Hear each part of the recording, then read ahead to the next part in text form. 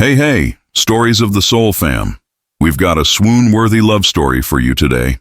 Let's jump in and tell us what cities are. The ceramic mug slipped from Luna Rivera's trembling fingers, crashing against the polished marble floor of Blackwood Technologies' executive suite.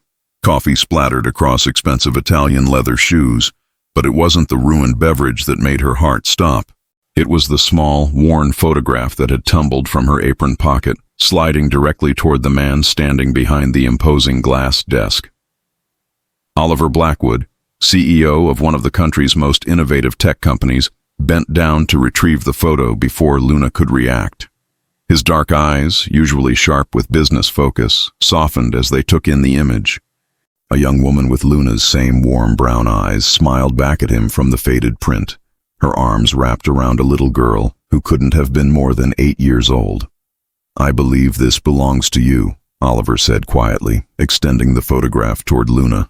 His voice carried a gentleness that seemed at odds with his reputation as a ruthless businessman. Luna's cheeks burned with embarrassment as she quickly tucked the photo back into her pocket. "I'm so sorry, Mr. Blackwood. I'll clean this up right away and get you a fresh coffee."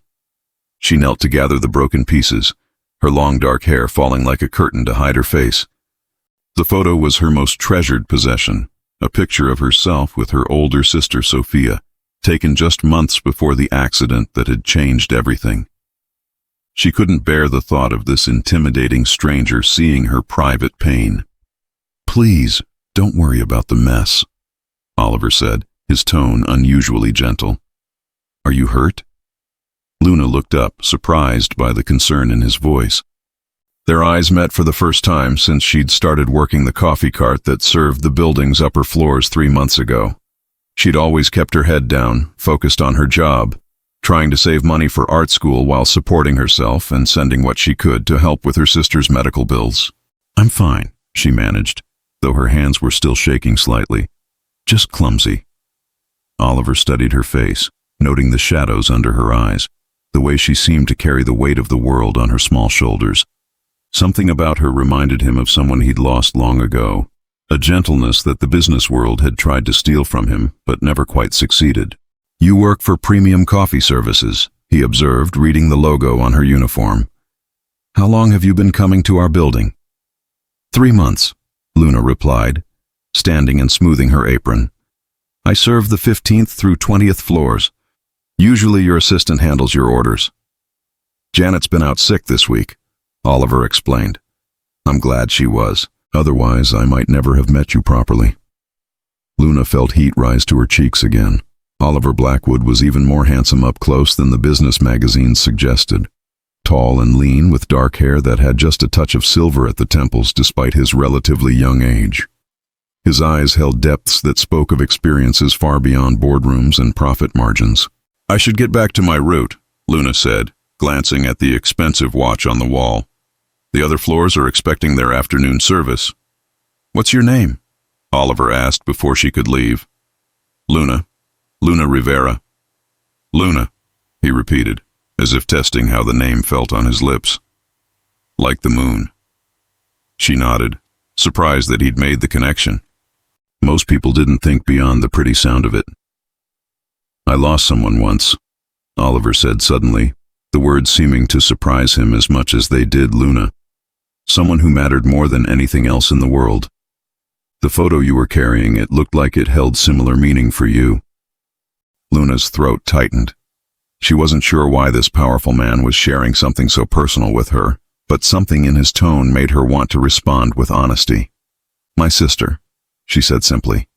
"She was in an accident 2 years ago. She's alive, but the medical bills never seem to end." Oliver nodded, understanding flickering in his eyes. "That's why you work so hard. I've noticed you picking up extra shifts, staying later than the other coffee service workers." The fact that he'd noticed her at all was surprising. Luna had always assumed she was invisible to people in his world, just another service worker providing a necessary function before disappearing back into the background. "Every little bit helps," she said with a small shrug, trying to appear more confident than she felt. "Would you consider having dinner with me tonight?" The question came out of nowhere, catching them both off guard. Luna stared at him, certain she'd misheard. "I'm sorry, what?" "Dinner," Oliver repeated, his usual business confidence returning. There's a small restaurant not far from here. Nothing fancy, just a place where we could talk. Mr. Blackwood, I don't think that's appropriate. You're you, and I'm just someone who brings you coffee. You're someone who cares enough about family to work multiple jobs to help them, Oliver corrected. Someone who carries a treasured photograph and treats it like the precious thing it is. That's far more impressive than anything on my resume. Luna felt her resolve wavering.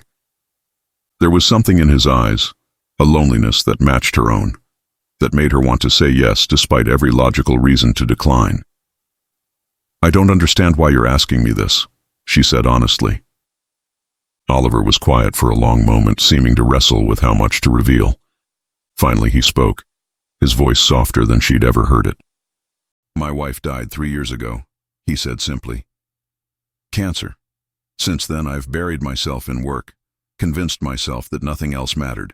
But seeing that photograph, seeing the love in your eyes when you looked at it, it reminded me that there are still things worth caring about beyond quarterly reports and market shares. The admission hung in the air between them. Luna could see the pain in his expression, the way his shoulders seemed to carry an invisible burden. She recognized that look because she saw it in her own mirror every morning. I'm sorry for your loss, she said gently. I can't imagine how difficult that must have been. I'm still learning how to live with it, Oliver admitted.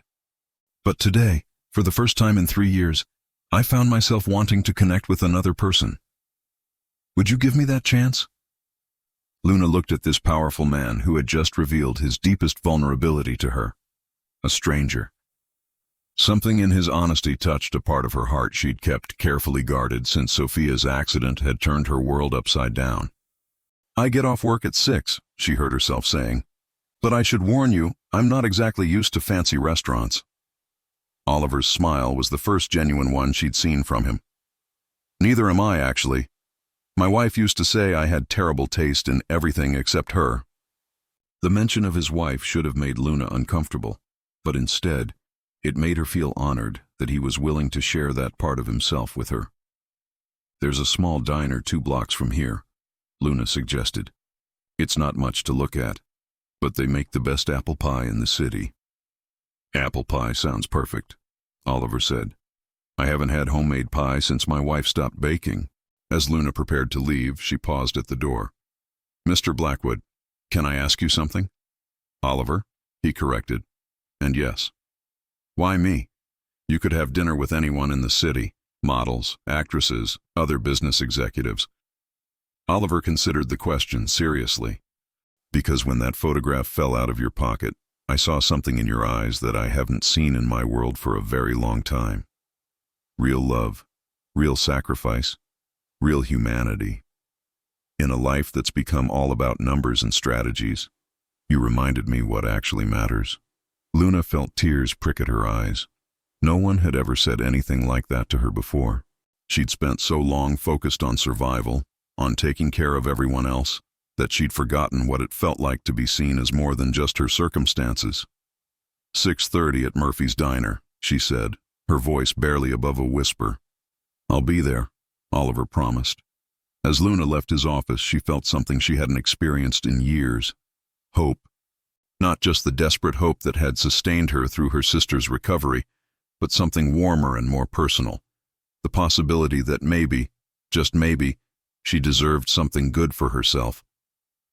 Oliver watched her go, noting the grace in her movements despite the modest uniform, the way she carried herself with dignity, even in circumstances that would have broken many people. For the first time since Grace's death, he felt truly alive. He pulled out his phone and dialed his assistant's extension. Cancel my evening meetings, he said. Something more important has come up. As the afternoon wore on, both Luna and Oliver found themselves watching the clock, anticipating their evening together with a mixture of nervousness and excitement.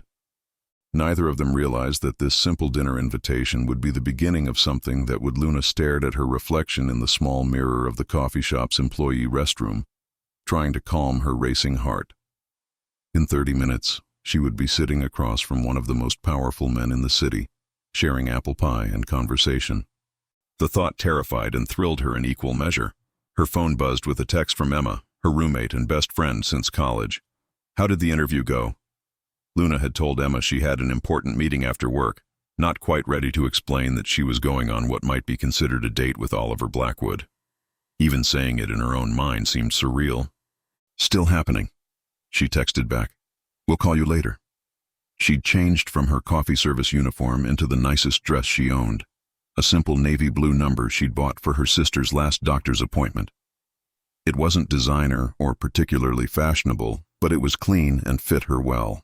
She'd let her dark hair down from its usual ponytail, and it fell in gentle waves past her shoulders. Taking a deep breath, Luna made her way to Murphy's Diner. The small restaurant had been a neighborhood fixture for decades, with red vinyl booths, checkered floors, and the perpetual smell of coffee and bacon in the air. It was the kind of place where everyone knew everyone, and newcomers were welcomed with genuine warmth. She arrived a few minutes early and chose a booth near the window, her hands fidgeting with her purse as she waited. When Oliver walked through the door at exactly 6:30, Luna's breath caught in her throat. He'd changed from his expensive business suit into dark jeans and a simple white button-down shirt. The casual clothes made him look younger, more approachable, though no less handsome. I wasn't sure you'd actually come, he admitted as he slid into the booth across from her. I almost didn't, Luna confessed. This is all pretty surreal for me. Oliver smiled, and she noticed how the expression transformed his entire face. For me too, actually. I haven't done this in a very long time. Their conversation was interrupted by Dolores, the diner's owner and head waitress, who had been serving comfort food and life advice in equal measures for the past 40 years. Well, look what the cat dragged in, she said, eyeing Oliver with undisguised curiosity. You're not from around here, are you, honey? No, ma'am, Oliver replied politely. I work downtown. Dolores mused, clearly trying to place him. You look familiar, probably seen your picture somewhere. She turned to Luna with a knowing smile. And Luna, sweetie, you look absolutely radiant tonight. Special occasion? Luna felt her cheeks warm. Just dinner, Dolores. Just dinner, Dolores repeated with a wink. Uh-huh. Well, just dinner deserves just the best apple pie in the city. I'll bring you both a slice and some coffee to start. As Dolores bustled away, Oliver chuckled. I take it you're a regular here. Since I moved to the neighborhood 2 years ago, Luna confirmed. Dolores has been like a surrogate grandmother. She worries about everyone who walks through that door. It's nice, Oliver said, looking around the cozy diner. Warm, personal. My wife would have loved this place. Luna noticed that he spoke about his wife naturally, without the stilted tone people sometimes used when mentioning deceased loved ones to avoid discomfort. It made her feel more at ease. What was she like? Luna asked gently. Your wife, I mean, if you don't mind me asking. Oliver's expression softened with memory. Grace was a teacher. 3rd grade. She had this incredible ability to make every child in her class feel special and important. She could take the most complicated concepts and explain them in ways that made perfect sense to 8-year-old minds. He paused as Dolores returned with their pie and coffee, waiting until they were alone again to continue. She was the most genuinely kind person I've ever known, he said. When she was diagnosed, her biggest worry wasn't about herself. It was about her students, about me, about everyone else. She spent her last months organizing a scholarship fund for kids who couldn't afford school supplies. Luna felt tears prick her eyes. She sounds incredible. She was, Oliver agreed, and she would have absolutely loved meeting you. Why do you say that? Because you remind me of her in some ways. Not physically, but in spirit. The way you care about your sister, the sacrifices you make without complaint. Grace always said that true character was revealed in how people treated those who couldn't do anything for them in return. Luna stirred her coffee thoughtfully. I don't feel particularly noble most of the time. I feel tired and scared and overwhelmed. That's what makes it noble, Oliver said quietly. You do the right thing even when it's hard, especially when it's hard. They fell into comfortable conversation, sharing stories about their childhoods, their dreams, their fears. Luna found herself opening up in ways she rarely did, even with Emma.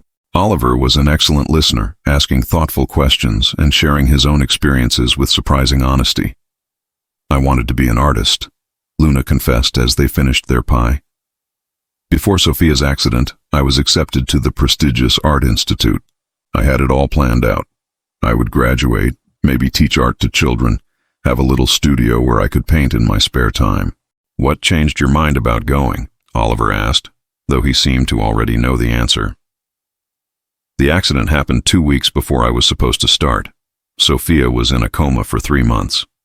When she woke up, the doctors said she'd need years of physical therapy and rehabilitation. Her insurance covered some of it, but not nearly enough. I deferred my enrollment to help with her care and medical bills. And now? Luna shrugged, trying to appear casual about the sacrifice she'd made. Now I work 3 jobs and send most of my paycheck to help with her care. She's doing much better, actually. Last month she was able to walk unassisted for the first time since the accident. But you still haven't gone back to school. There's always another bill, another setback. Art school feels like a luxury I can't afford. Oliver was quiet for a long moment, studying her face. What if I told you there might be another way? What do you mean? My company has an employee education program. We provide full scholarships for continuing education in exchange for a commitment to work with us for a certain period after graduation. We've been looking to expand our creative team, bring in people with artistic backgrounds to help with product design and user interface development. Luna stared at him, hardly daring to hope. Are you offering me a job? I'm offering you an opportunity, Oliver corrected. If you're interested, I could set up an interview with our human resources department. No special treatment because of our personal connection, but a fair chance to showcase your abilities. Luna felt tears threatening again. The possibility of going back to school, of pursuing her dreams while still being able to support her sister, seemed too good to be true. Why would you do this for me? She asked. Because talent shouldn't be wasted due to circumstances beyond someone's control, Oliver replied. And because Grace always said that when you have the power to help someone achieve their dreams, it's not just an opportunity, it's a responsibility. Before Luna could respond, Dolores appeared at their table with a fresh pot of coffee and an unmistakable gleam in her eye. I figured out where I know you from, she announced to Oliver. You're that tech fellow, the one who was in the newspaper last month for donating all that money to the children's hospital. Oliver looked uncomfortable with the recognition. Just trying to give back to the community. Modest, too, Dolores observed with approval. She turned to Luna. You picked a good one, honey. A man who gives back is a man worth keeping around. After Dolores left, Luna and Oliver sat in slightly embarrassed silence for a moment before both started laughing. I think we've been adopted, Oliver said. Dolores has very strong opinions about people's life choices, Luna agreed. She's been trying to set me up with her nephew for months. Poor nephew, Oliver said with mock seriousness. He never stood a chance. As the evening wound down, Oliver insisted on walking Luna to her bus stop. The night air was crisp, and the city lights created a soft glow around them as they strolled slowly down the sidewalk. Thank you for tonight, Luna said as they reached the bus stop. I can't remember the last time I had such a nice evening. Thank you for saying yes, Oliver replied. I wasn't sure I remembered how to do this anymore. Do what? Connect with someone. Feel hopeful about the future. Grace used to say that life was too short to spend it only working and worrying. Tonight was the first time in 3 years that I understood what she meant.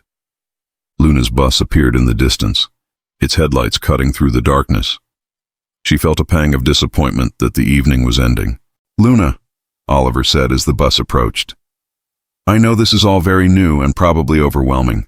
I don't want to rush anything or make you feel pressured, but I'd very much like to see you again.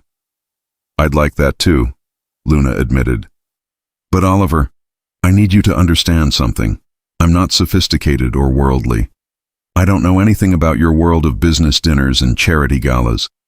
I'm just a girl from a small town who works at a coffee cart. Oliver stepped closer, his eyes serious.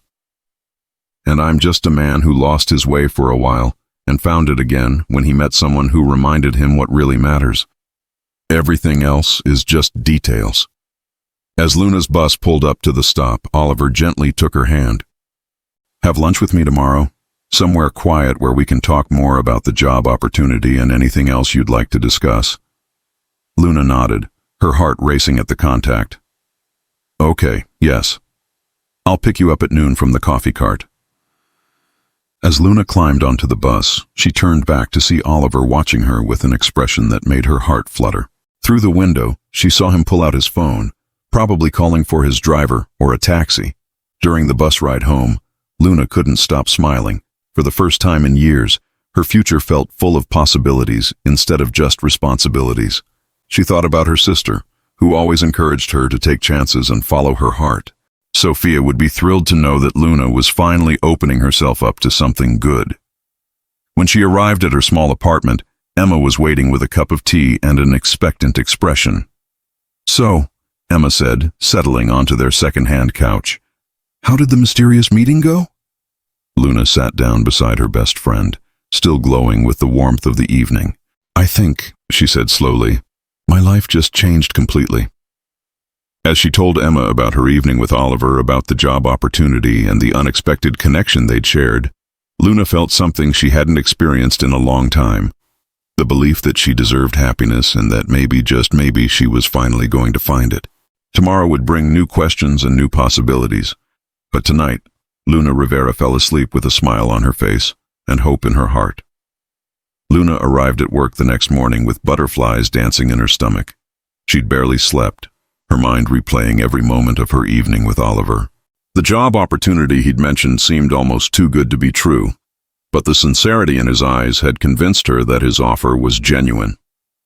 At exactly noon, Luna was arranging coffee cups on her cart when she spotted Oliver approaching. He looked different in daylight, less intimidating and more approachable in his dark slacks and navy sweater. Several employees passing by did double takes, clearly recognizing their CEO, but surprised to see him at the coffee cart. "Ready for lunch?"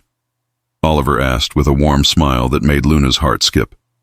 "Let me just finish cleaning up," Luna replied, quickly wiping down her cart. She could feel curious eyes watching them from every direction. Oliver noticed her discomfort. "Would you prefer to meet somewhere else? I don't want to make your work situation awkward." Luna appreciated his consideration. "It's fine. People will talk anyway. Might as well give them something interesting to discuss." They walked to a small bistro 3 blocks from the building, a quiet place with outdoor seating that offered privacy without pretension. Oliver had clearly chosen it carefully, somewhere Luna would feel comfortable while still allowing them to talk freely. "I called our HR director this morning," Oliver said once they'd settled at a corner table. "Patricia Chen. She's been with the company for 8 years and handles all our educational partnerships. I told her about your background and interest in returning to school." Luna felt a flutter of nervous excitement. "What did she say?" "She's very interested in meeting you. Apparently, we've been struggling to find candidates who can bridge the gap between technical functionality and artistic vision. Your combination of financial analysis skills and artistic training could be exactly what we need for our new user experience design team." "I haven't done any formal art training yet," Luna reminded him. "Just some community college classes and a lot of sketching in my spare time." Patricia understands that. The education program is designed for people who show potential but need formal training to develop their skills fully. If you're accepted, you'd work part-time with our design team while attending classes. Full tuition coverage, plus a salary that should be significantly more than you're making now. Luna stared at him, overwhelmed by the possibilities opening before her. "This feels like a dream." "It's real," Oliver assured her. "But Luna, I need you to understand something important. This opportunity exists because you're qualified for it, not because we had dinner last night. Patricia doesn't even know we've met outside of work." "You didn't tell her?" "I told her I'd noticed your work ethic and learned about your background through casual conversation. Nothing more. If you get this position, it will be because you earned it on your own merit." The consideration he'd shown for her professional reputation touched Luna deeply. Many men in his position would have simply used their influence without thinking about the consequences for her. Their conversation was interrupted by the arrival of their server, a young woman who clearly recognized Oliver, but maintained professional composure as she took their orders. "Now," Oliver said once they were alone again, "tell me more about your art." What kind of work do you create? Luna felt shy discussing her personal passion, but Oliver's genuine interest encouraged her to open up. I mostly work in watercolors and pencil drawings. I love capturing everyday moments that people might overlook. The way light falls across a coffee shop in the morning, an elderly couple holding hands while waiting for the bus, children playing in the park. Do you have any of your work with you? Luna hesitated, then pulled out her phone. I take pictures of some pieces before I give them away or store them. She showed him several images, a delicate watercolor of rain-soaked city streets, a detailed pencil portrait of Dolores from the diner, a series of sketches depicting the morning rush hour from her perspective behind the coffee cart. Oliver studied each image carefully, his expression growing more impressed with each piece. Luna, these are remarkable. You have a gift for finding beauty in ordinary moments and making them extraordinary. They're just sketches, Luna said modestly. They're observations of humanity, Oliver corrected. They tell stories. This is exactly the kind of perspective we need in user experience design. The ability to see how people really interact with technology, what makes them comfortable or frustrated, what draws their attention. As their food arrived, Oliver pulled out his own phone. Can I show you something? He displayed a photo of a painting hanging in what appeared to be a living room. The canvas showed a sunrise over a lake, painted in warm oranges and soft pinks. The technique was sophisticated, but there was something deeply personal about the brushwork. Grace painted this, Oliver explained. It was the last piece she completed before she got too sick to hold a brush. She called it Tomorrow's Promise. She said it represented her hope that I would find happiness again someday. Luna felt tears prick her eyes. The painting was beautiful, but knowing the story behind it made it heartbreaking and hopeful at the same time. She was incredibly talented, Luna said softly. She would have loved your work, Oliver replied. She always said that the best art helps people see the world differently, makes them notice things they might have missed otherwise. They spent the rest of lunch talking about art, about dreams deferred and dreams rediscovered. Oliver shared stories about Grace's teaching career and her passion for nurturing creativity in her students. Luna talked about her sister's accident and how it had forced her to put her own ambitions on hold, but also how it had taught her about resilience and the importance of family. I called Sophia last night, Luna admitted as they finished their meal. Told her about meeting you and the job opportunity. She was so excited she started crying. Happy tears, I hope. Very happy tears. She's been worried about me, thinks I've been sacrificing too much for her medical bills.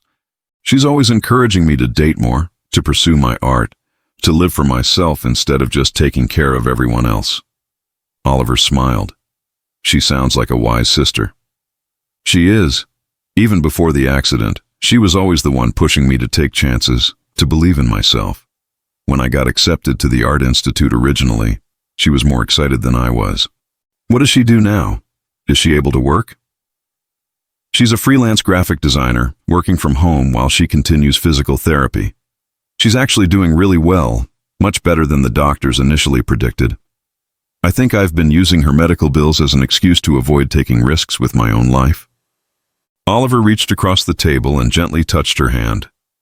Sometimes we hold on to our reasons for playing it safe even after those reasons are no longer valid. It's scary to want something for yourself after you've spent so long focused on everyone else's needs. The simple contact sent warmth up Luna's arm. She was beginning to understand that her attraction to Oliver went beyond his handsome appearance or successful career. There was a depth to him, a capacity for understanding and empathy that drew her in. When would I meet with Patricia? Luna asked. This afternoon, if you're available. She has an opening at 3 o'clock. Luna felt a surge of panic and excitement. That's so soon. What if I'm not ready? What if I say the wrong thing? You'll be fine, Oliver assured her. Just be yourself. Show her your work. Tell her about your goals. Patricia is excellent at recognizing potential. As they walked back toward the Blackwood Technologies building, Luna felt her nervousness increasing. The bustling streets seemed to blur around her as she contemplated how much her life could change in the span of a single afternoon. Oliver, she said, stopping outside the building's entrance. Before I go in there, I need to ask you something.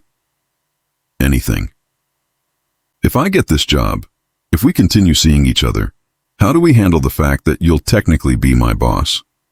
I don't want people thinking I'm getting special treatment, and I don't want you to feel like you have to be careful around me because of our personal relationship. Oliver had clearly been thinking about the same issue. I've considered that. If you're hired, you'd report directly to Patricia and the design team lead. My involvement with your department would be minimal.